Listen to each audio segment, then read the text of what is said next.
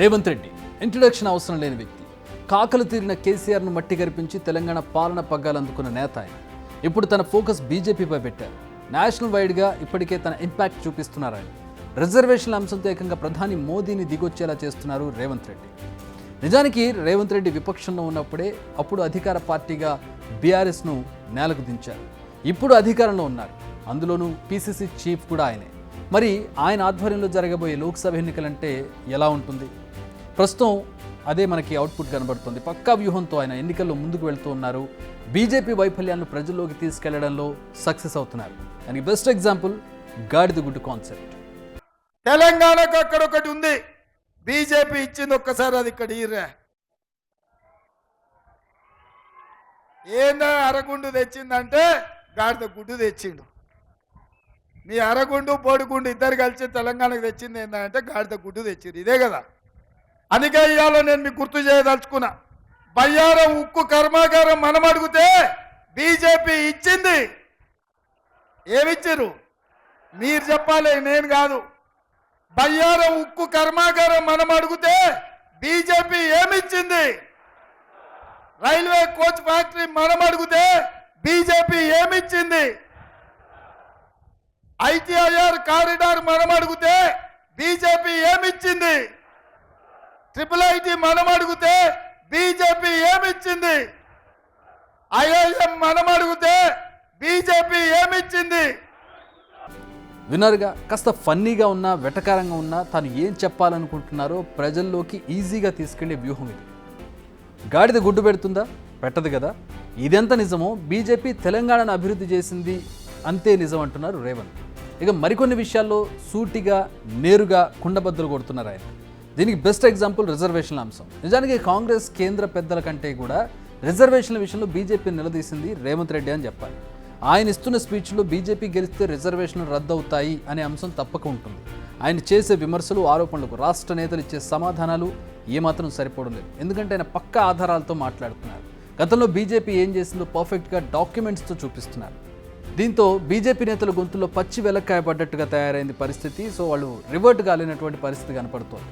రేవంత్ చేస్తున్న విమర్శలకు ఇప్పుడు ఏకంగా ప్రధాని మోడీ సమాధానాలు చెప్తూ ఉన్నారు. అట్ ది సేమ్ టైం రేవంత్ను టార్గెట్ చేస్తూ విమర్శలు చేస్తూ ఉన్నారు. साथियों, इन दिनों तेलंगाना से लेकर दिल्ली तक डबल आर टैक्स की बहुत चर्चा हो रही है। ये डबल आर टैक्स माने आज तो तेलंगाना का बच्चा बच्चा जानता है। इसके पहले तेलुगु भाषा में ट्रिपल आर फिल्म आई थी।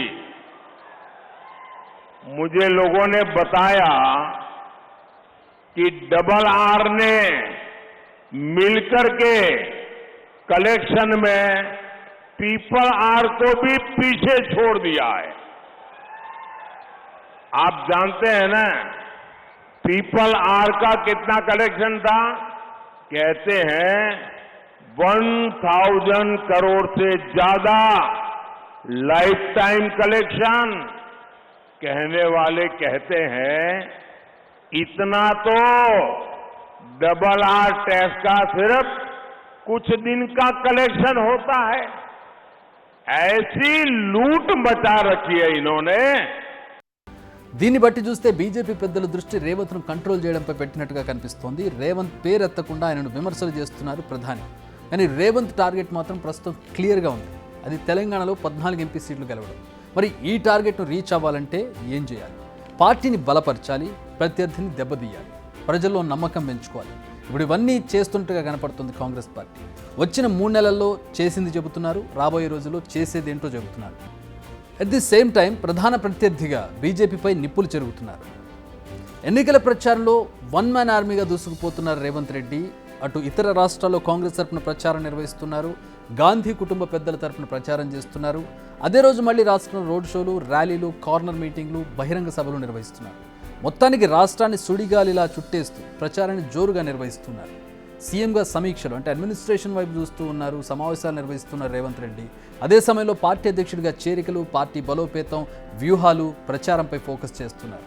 మొత్తంగా ఆల్రౌండర్గా అన్నీ తానే ముందుకు దూసుకెళ్తున్నారు రేవంత్. తెలంగాణలో కాంగ్రెస్ పార్టీ పనైపోయిందన్న సీన్ నుంచి తెలంగాణలో కాంగ్రెస్ అధికారంలోకి వచ్చే వరకు రేవంత్ రెడ్డి కృషి ప్రస్తుతం మనకు కనబడుతోంది. అసెంబ్లీ ఎన్నికలకు ముందు కేసీఆర్ ఎత్తులకు పై ఎత్తులు వేసిన రేవంత్ రెడ్డి లోక్సభ ఎన్నికల టైంలో మరింత ఉత్సాహంతో దూసుకుపోతున్నారనడంలో ఎలాంటి అతిశయోక్తి లేదు. బిగ్ టీవీ అవుట్లుక్ కథనాలు నచ్చితే వెంటనే బిగ్ టీవీ ఛానల్ ను సబ్స్క్రైబ్ చేయండి.